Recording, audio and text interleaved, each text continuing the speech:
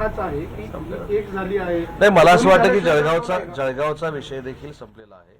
याच्यामध्ये काल दिवसभरामध्ये मुख्यमंत्री महोदयांबरोबर उपमुख्यमंत्री महोदयांबरोबर 4 ते 5 वेळा स्वतः गिरीश भाऊ बोललेले आहेत, मी देखील बोललेलो, दादा भुसे देखील साहेब बोललेले आहेत. त्याच्यामुळं आता पहिली दुपारची तुम्हाला ब्रेकिंग मिळाली, आता संध्याकाळी थोड्या वेळानं देऊ परत ब्रेकिंग. पण इतके दिवस हे सगळं लागलं, हा समन्वयाचा अभाव आहे महायुतीतला. अजिबात समन्वयाचा अभाव नाही. मी सकाळी देखील याचं उत्तर दिलं. प्रत्येकाला लोकशाहीमध्ये आमदार होण्याची इच्छा असते, जिल्हा परिषद सदस्य होण्याची इच्छा असते. शेवटी तो व्यक्ती जर आमची संबंधित नसती तर आम्ही सांगितलं असतं की त्याची काय म्हणजे त्याला समजवायची काही गरज नाही. पण प्रसाद बापू असतील, गणेश गीते असतील, गोकुळ गीते असतील, आमची सगळी मंडळी आहेत.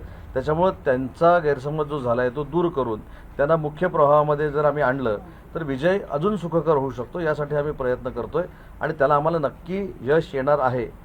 याच्याबद्दल कोणालाही चिंता करण्याची आवश्यकता नाही. पण गिरीश भाऊंनी त्यांच्या मागण्या सांगितल्या, त्यांना वैयक्तिक स्वतःसाठी म्हणून त्यांना उमेदवारी नको होती असं बोलण्यात जाणवलं.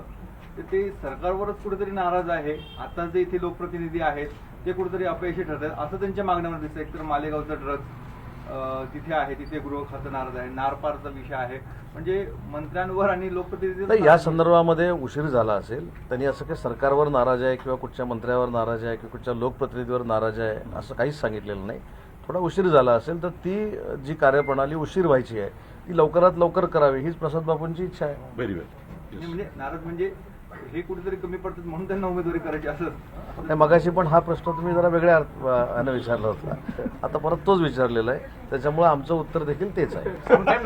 नाशिकची जागा शिंदे शिवसेनेसाठी एवढी प्रतिष्ठेची का आहे? तुम्ही स्वतः 3-4 दिवस इथे तळ ठोकून आहेत, काय नाही, नाशिकची जागा कशी, नागपूरची जागा, गडचिरोलीची चंद्रपूरची जागा, परभणीची जागा, यवतमाळची जागा, जळगावची जागा, सगळ्या 17च्या 17 जागा आमच्यासाठी प्रतिष्ठेच्या आहेत आणि 17च्या 17 जागा जिंकायच्या आहेत. यासाठी आम्ही सगळे प्रयत्न करतोय.